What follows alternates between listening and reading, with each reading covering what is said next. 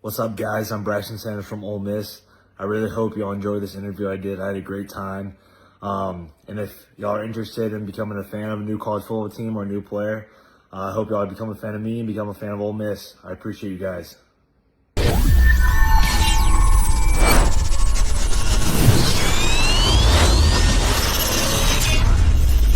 Hola, ¿qué tal? ¿Cómo estáis? Bienvenidos a Multiverso True Freshman. Como veis, hoy tenemos entrevistón un semifinalista del Nati, el center titular de Ole Miss, Brycen Sanders, un tío majísimo que acabamos de entrevistar.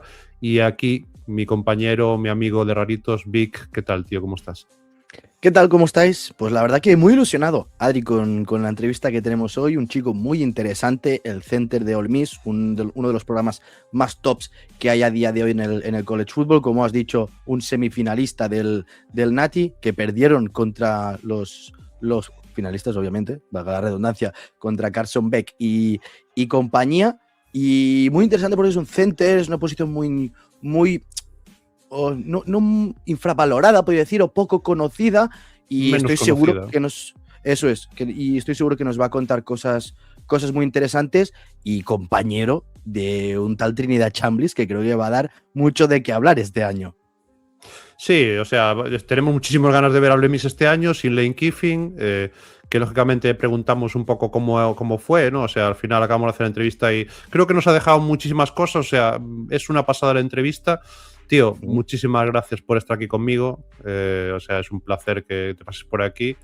Y toda la gente, ya sabéis, seguirme a Víctor Monlleo en redes, en Raritos del Fútbol, donde estamos trabajando, en 100 yardas también que tenemos por ahí, en todo lo que haga, como siempre, menos en la calle, por ahí no lo sigáis, que no se puede hacer.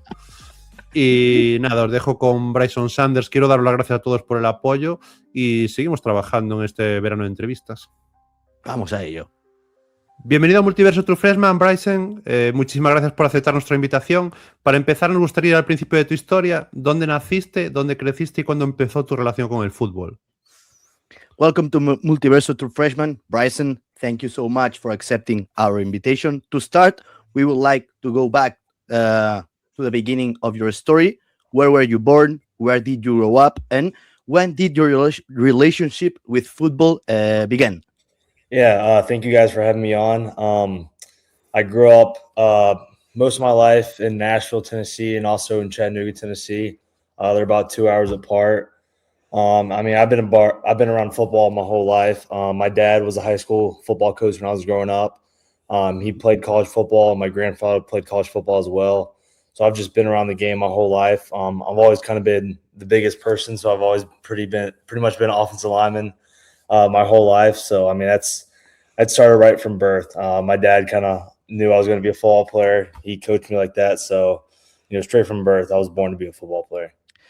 Did you saw that Nashville is going to be the Super Bowl host for 2013, I guess? Yeah, that's going to be awesome. Their new stadium is being built right now. It's going to be pretty cool. Our first game is actually in Nashville.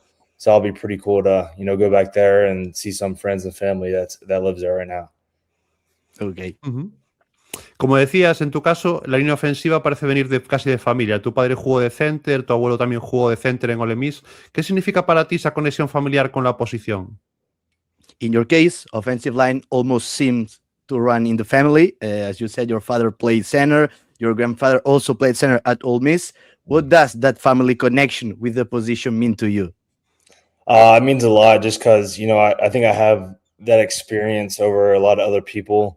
Because, some guys, when they're little, they might not be the biggest person. So they start off at like running back or tight end or something like that.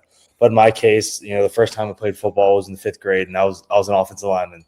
I never played anything else. I wish I was a quarterback or a running back or something, but I've been an offensive lineman my whole life. My dad coached me all the way through high school until I got to college. So just to have, his coaching and, be able to learn from his experience, has helped me a lot. Uh-huh. Jugaste en Baylor School, donde tuviste una carrera muy importante y ganaste un campeonato estatal. ¿Cómo recuerdas esa época de high school? You played at Baylor School, where you had a very important high school career, and you won a state championship. How do you look back on that stage? Yeah, it was very special to win a state championship my senior year because they haven't won one in 40-something years when we first won it. So it meant a lot. just because the previous years we kind of struggled a little bit. We always had the talent, but didn't really go as far as we knew we could. So to be able to finish my high school career like that, win a state championship for the first time in a while, it meant a lot to me. And it meant a lot for myself as well, just because I put in a lot of hard work to get to that point. So it was very special. En high school no solo jugabas fútbol, también hiciste wrestling y te pruebas de lanzamiento de atletismo. ¿Cuánto te ayudaron esos otros deportes a convertirte en el niño ofensivo que eres hoy?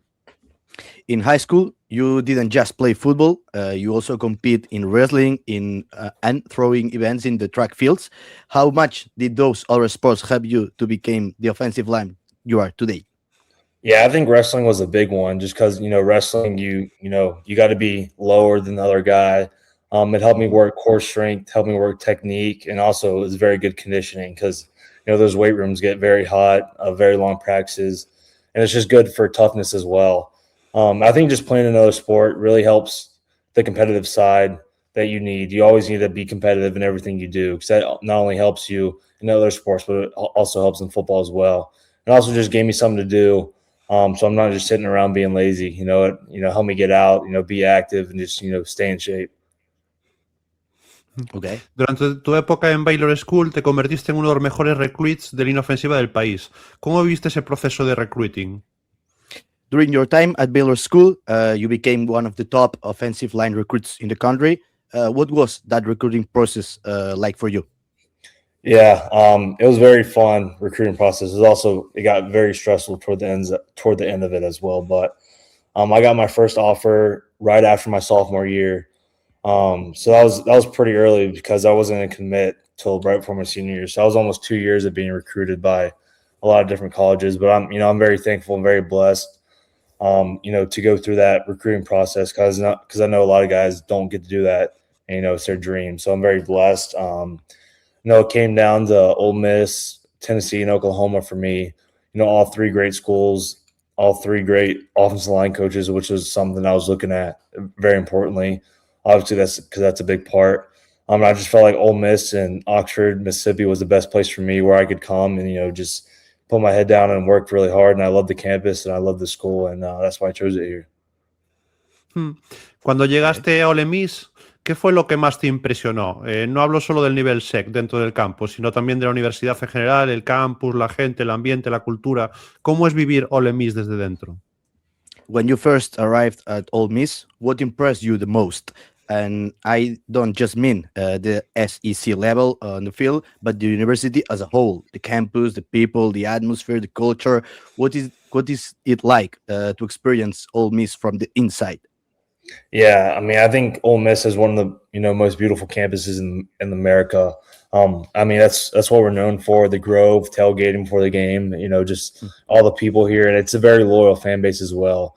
Because Ole Miss hasn't really had that much success in the past, but I feel like these last 4 to 5 years, especially when I've been here, we've been able to have a lot of success, which is very special. To be able to give back to these fans who have been through a lot.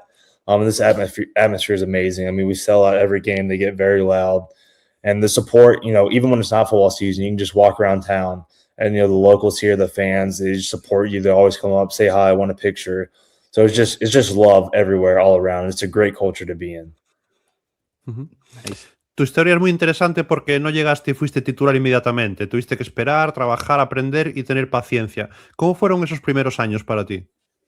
Your story is really interesting because you didn't arrive and became a star immediately. You had to wait, work, learn, and stay patient.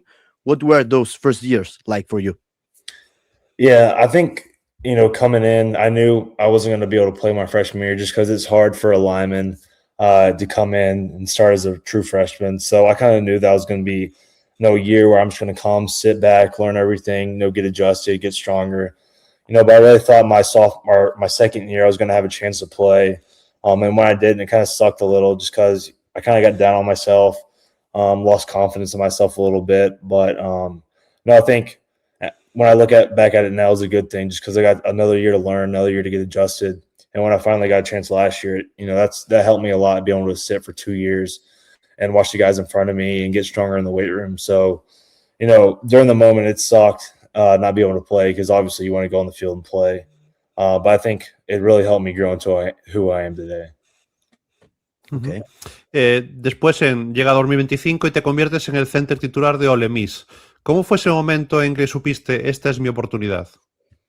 Then 2025 comes and you became the starting center at Ole Miss. What was the moment, that moment, like when you knew this is my opportunity?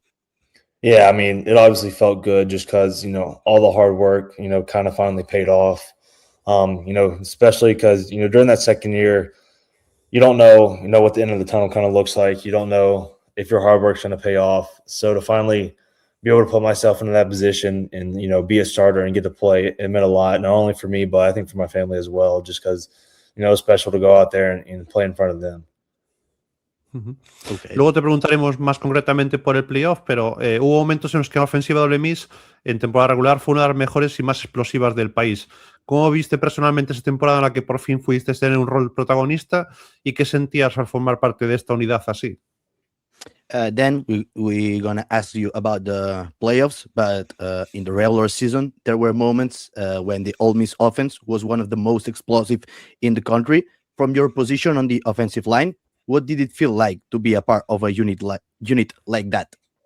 Oh man, it feels amazing just because, when you're scoring that many points, you're doing something right, I guess. So, it felt good, obviously. There's a couple games we struggled and the defense helped us. And there's a couple games that, we were on fire and the defense, wasn't to their best. But, I think we finally kind of put it together for a couple games in the playoffs. That Tulane game, both sides of the ball really did amazing. And then the Georgia game, offense kind of struggled a little bit in the first half. Defense picked us up. So, I mean, it feels good when you're rolling, scoring 30, 40 points, playing fast. And the playoffs was very special as well, especially to win, a home game in front of these fans who have struggled, for a couple of years, not getting to that point, and to be able to win the Sugar Bowl and a rematch against Georgia. I mean, that'll be probably the best game I ever play, and it'll go down as one of the greatest games in college football, I think.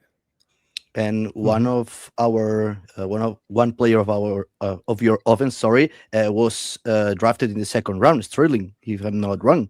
Yeah. Strib's an amazing player. He's a very good run blocker as well as a very good pass catcher. So I think he's going to do very good in the NFL. With the Shanahan scheme, do you think he's going to fit very well?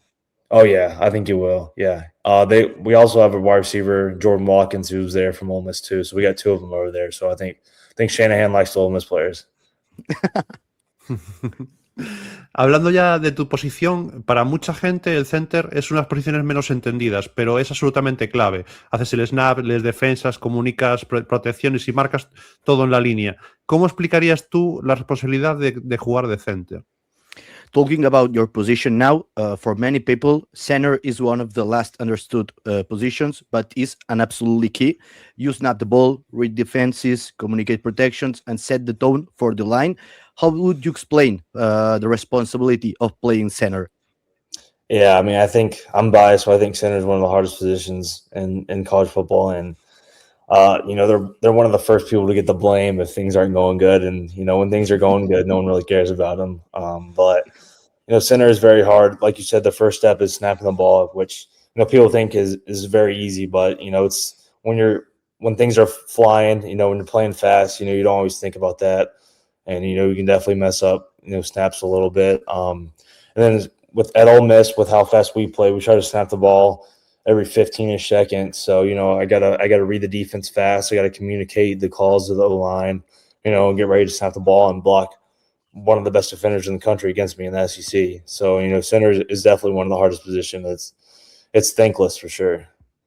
Luckily, the NFL is paying that position now. You saw that contract of Tyler Linderbaum, a big bag for a great player, and luckily they are paying or rewarding this position.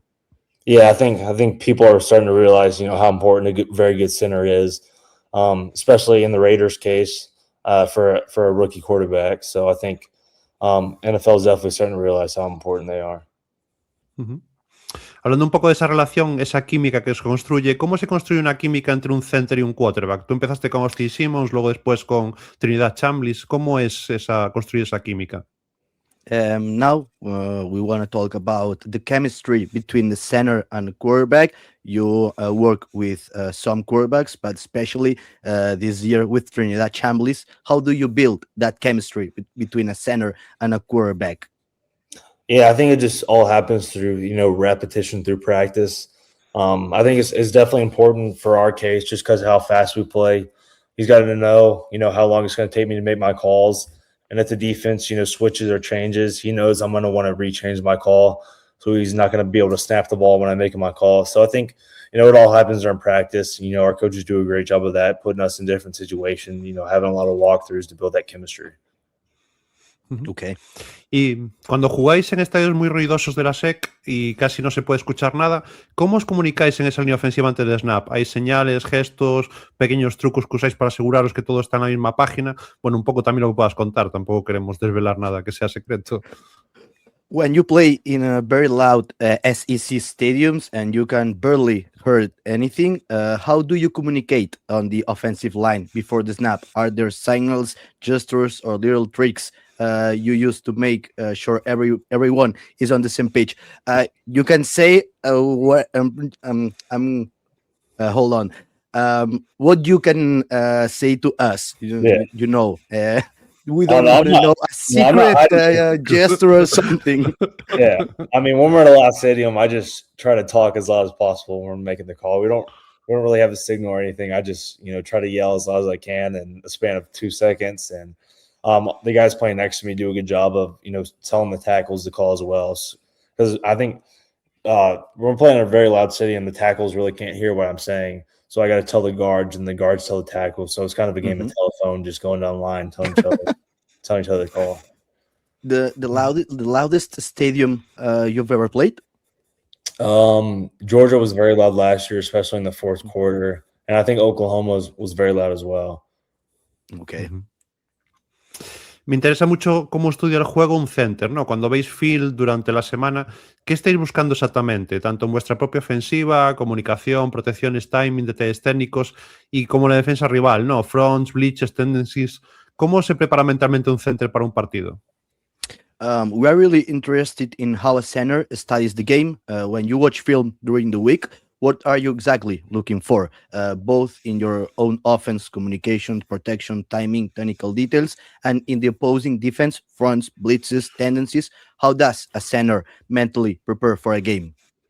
Yeah, well, I think it first starts off with watching the previous game, and seeing the corrections, what we did good, what we did wrong, and fixing that. And it's also very nice. I mean, we have 3 offensive line coaches, so they watch a lot of film as well and help break down the film. And our head offensive line coach, Coach Garrison, played center in college as well, so it's really good to be able to have him there because he thinks like a center as well. They do a great job of breaking down the blitz. And for me, I'm looking at defense tendencies, what they like to run, where they're going to blitz from, what call I'm going to need to make, especially third downs, because third downs defenses get crazy and try to blitz a lot. And just seeing, who their key players are, who we need to go to, who we need to, really focus on that week. Okay. Interesante. ¿Hay algún offensive lineman de college o de NFL que te guste ver para aprender detalles técnicos, que te fijes en él? Is there any offensive line in college or the NFL that you enjoy watching to learn technical details, or some player you look up to? Yeah, I think Tyler Linderbaum, like you said, is a really good one that I've studied, and I don't think he plays anymore. But Ryan Kelly used to play for the Colts. He played center a little bit. I grew up a Titans fan, so Ben Jones, who was there a couple years ago, I watched a lot. And I'm always trying to, I think during the season I like to watch a lot more college guys, just kind of learn who the best ones are during the year. Iowa had a really good center last year who I think went in the second round that I studied a little bit. Jones was the last name. Yeah. Logan Jones. Logan Jones. Yeah. And then Miami kind of ran a similar offense to us, so I studied Brockermeyer a little bit last year. And I know I'm always trying to better myself, seeing what guys are doing, see if I can change my technique, and always trying to improve. But by the way, Brycen, we need to talk. I'm a Jags fan, so we have a problem. We have a problem, man. I'm kind of a off and on Titans fan now, just because I get busy. I don't really have time to watch NFL anymore, but I definitely grew up a pretty big Titans fan. But I feel like in the last couple of years, it kind of fall off a little bit. Mm. ¿Cómo es jugar para un programa con tanta pasión alrededor como Ole Miss, con una fanbase tan intensa y con una identidad tan marcada? What is like to play for a program with so much passion around it, like Ole Miss, such an intense fan base and such a strong identity? I mean, it's awesome, especially when you run out of that tunnel. Especially in a big game under the lights. The fan base is fired up, they're loud. It's awesome to have that support. Because it builds energy not only for the fans but for us as well. It helps us gives us that momentum. We play faster, we hit a little harder when the fans are there and they're cheering loud. Ujú.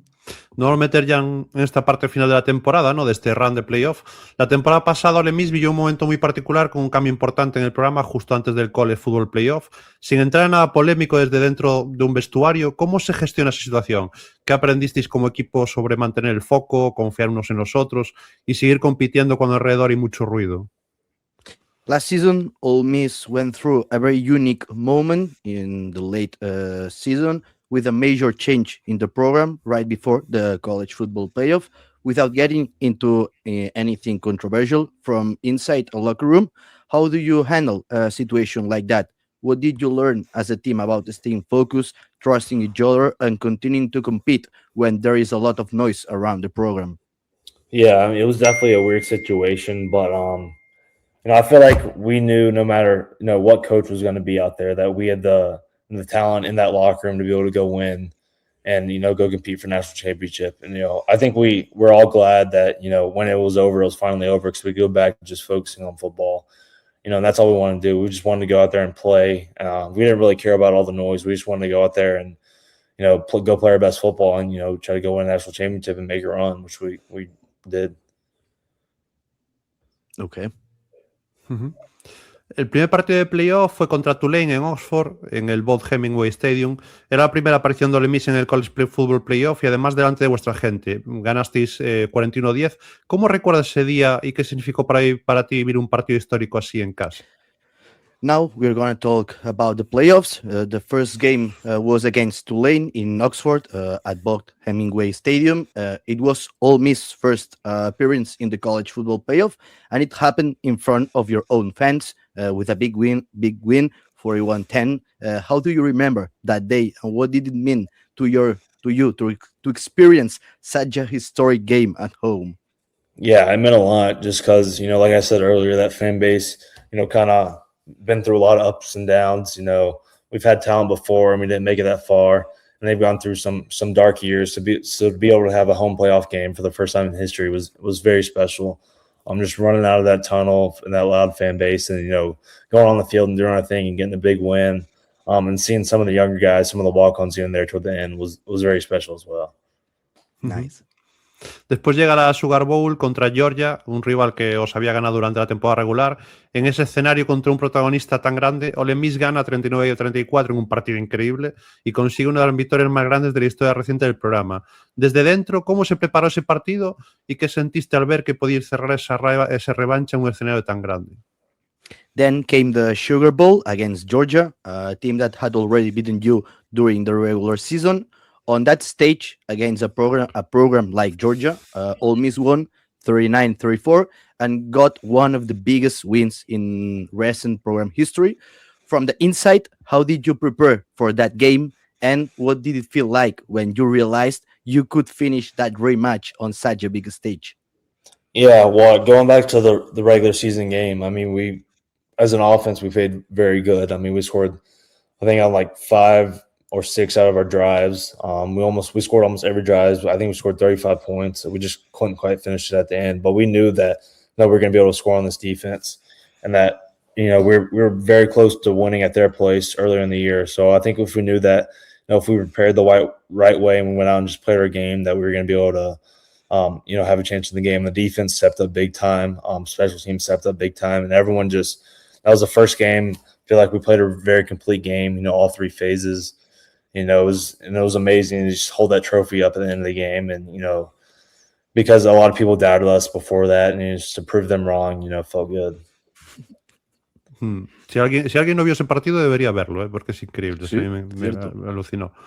Y luego llega la semifinal del Fiesta Bowl contra Miami, un partido durísimo que se decide al final, 31-27. Aunque no acaba como queréis, llegar hasta una semifinal nacional ya es algo enorme para el programa. ¿Qué aprendiste personalmente de ese partido y de jugar con ese nivel de presión donde cada snap puede cambiar una temporada? And then came the Fiesta Bowl semifinal against Miami, a very tough game that came down to the end, 31-27. Even though it didn't finish the way you wanted, reaching a national semifinal is already huge for the program. What did you personally learn from that game and from playing under that level of pressure where every snap can change a season? Yeah, I think as a team we showed a lot of toughness during that game because we started off horribly. Especially on offense, we did horrible the first quarter, and then first play of the second quarter we came out, scored a long touchdown run. It was definitely a game of ups and downs, and unfortunately we didn't get it done. But I think not only during that game but the whole season, our team showed a lot of toughness, especially with all the noise that happened. No matter what was thrown our way, we just went head first and tried to accomplish what we thought we could, and we played our hearts out of that game. Uh-huh. Después de la temporada tenemos entendido que tuviste que pasar por cirugía. ¿Cómo te encuentras ahora, tanto físicamente como mentalmente? ¿Y cómo va ese proceso para estar listo de cara a la temporada 2026? After the season, you had to go through a surgery. How are you feeling now, both physically and mentally? And how is that process going as you get ready for the 2026 season? Yeah, I had to get my shoulder cleaned up after the season. Had a torn rotator cuff, but I'm cleared now. Unfortunately, I had to miss spring practice, but we start summer workouts and summer conditioning here in 2 days. So I'm excited to be able to get back out there and be with my teammates. And we got less than 100 days till the season, so I'm excited. Nice. ¿Qué objetivos te marcas a nivel individual para esta temporada y qué crees que puede conseguir Ole Miss como equipo? What goals have you set for yourself individually for this upcoming season, and what do you think Ole Miss can achieve as a team? Well, I think we can definitely win the national championship. I mean, we're returning, I think the best quarterback and running back in the country. We upgraded on defense tremendously. We got great wide receivers, great running backs, great tight ends. I think we have all the talent in the world to go win the national championship. I'm excited to, I think I've grown this past offseason as a leader, so I'm trying to become a better leader. I want to be all SEC, all American, no sacks, and just I think winning a national championship more than anything is definitely what I want to do. We're excited to see you playing this upcoming season, no doubt. Dale. Mirando al futuro, más allá, la NFL, ¿no? El sueño de muchos jugadores. ¿Es algo en lo que piensas a menudo? ¿Lo ves como un sueño, como un objetivo diario o como ambas cosas? Looking further ahead, the NFL is the dream for many players. Is that something you think about often? Do you see it as a dream, a daily goal, or both? I say a little bit of both. I'm trying not to think, too much in the future, and I'm trying to live in the present. I still have 2 more years of college left, so if I want to, I can play all 2 years. But I'm just trying to get better every single day, and I definitely want to go to the NFL. I mean, that's what I've been dreaming of, what I've been working towards since I was a little kid. Sure. Nos gustaría conocerte un poquito más fuera del campo también, ¿no? Y tenemos algunas preguntas así más personales ya en la parte final del programa. Fuera del fútbol, ¿cuáles son tus principales aficiones? ¿Cómo sería un día perfecto para Brycen Sanders? We would also like to get to know you a little more off the field. So let's go with some more personal questions. Outside of football, what are your main hobbies, and what would a perfect day for Brycen Sanders look like? Well, perfect day would be win the national championship. Is the answer? Yeah. I mean, outside of football, we don't get too much time. I'm starting my master's degree this summer, so I got football, I got school.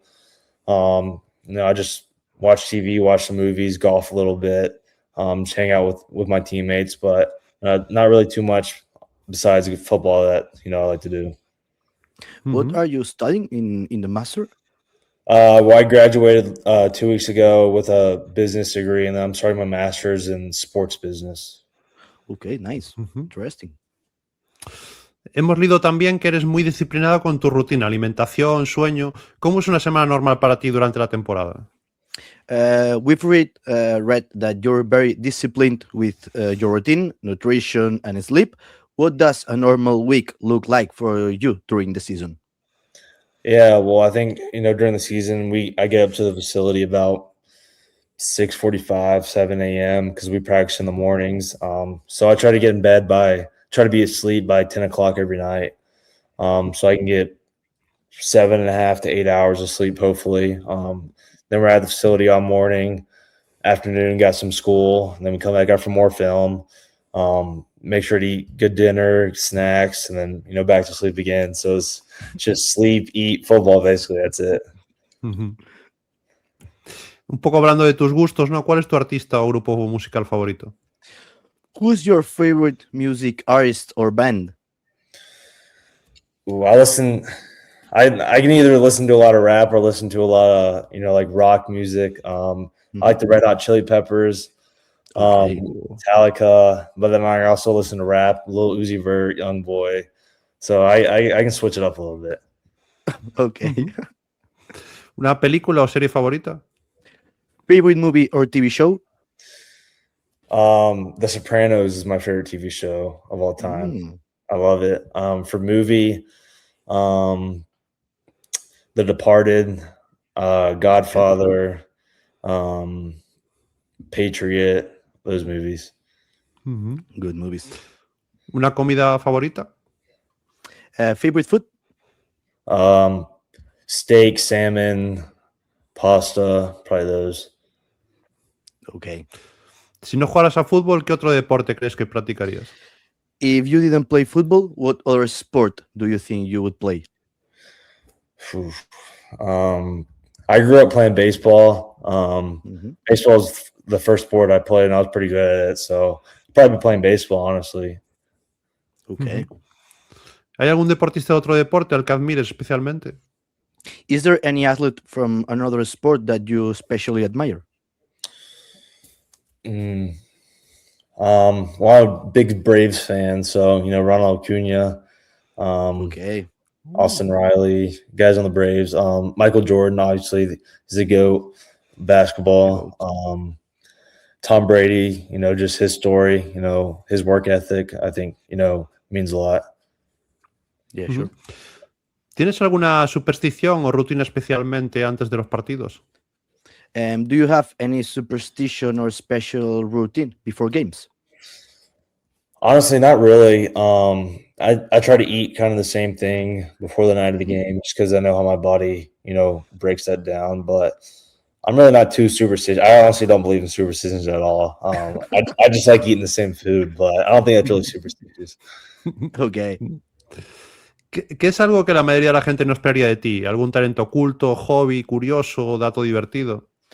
What is something most people wouldn't expect about you? Maybe a hidden talent, unusual hobby, or fun fact?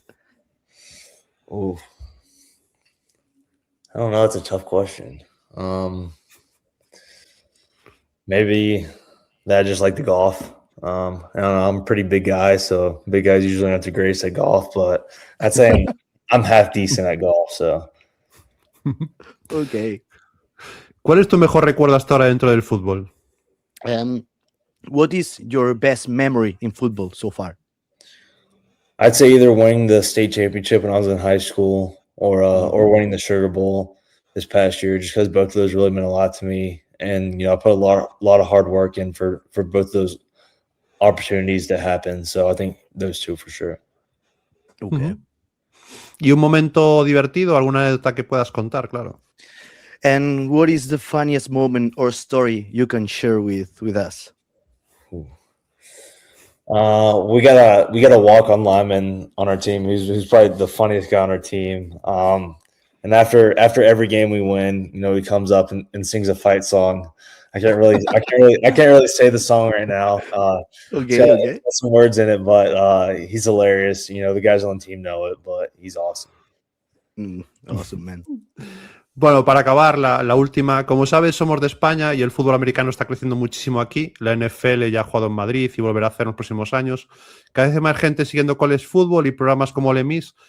Ojalá algún día podamos verte aquí jugando en la NFL. ¿Conoces algo de España? ¿Te gustaría venir algún día, ya sea de viaje o para jugar? To finish up, the last one, Brycen, as you know, we are from Spain and American football is growing a lot here. The NFL has already played in Madrid and will continue to do so in the coming years. More and more people are following college football and programs like Ole Miss. Hopefully, one day we'll get to see you here playing in the NFL. Do you know anything about Spain? Would you like to visit one day, either for vacation or maybe even to play? Oh yeah, 100%. I've never been out of the country before, so I definitely want to go visit. Actually, I know the Spanish football national team. They're training at Baylor, my high school, for the World Cup. So that's pretty cool. Yeah, but yeah, I'd definitely love to come play. I'd come play anywhere in the NFL. So Spain, whatever. As long as I get the opportunity, I'll do it. Maybe with the Jags in London. Who knows? Yeah, I don't care anywhere. Ok, Brycen. Cool. Dale, Adri. Nada, muchísimas gracias, Bryson. Agradecerte muchísimo que estuvieras aquí. Fuiste increíble por redes contactar contigo, súper simpático. Y aquí tienes 2 amigos, 2 fans para cuando vengas a España y para seguir apoyándote toda tu carrera. Brycen, thank you so much for your time. It's been a pleasure to learn more about your story, your journey, and all the work behind being a center at Ole Miss. We are big fans of you. You're a kind person, and we wish you the best of luck this season. I will be following your journey closely. Yeah, thank you guys for having me on. Thank you so much, Brycen. Thank you. Bye-bye. Bye-bye. Yeah, thank you.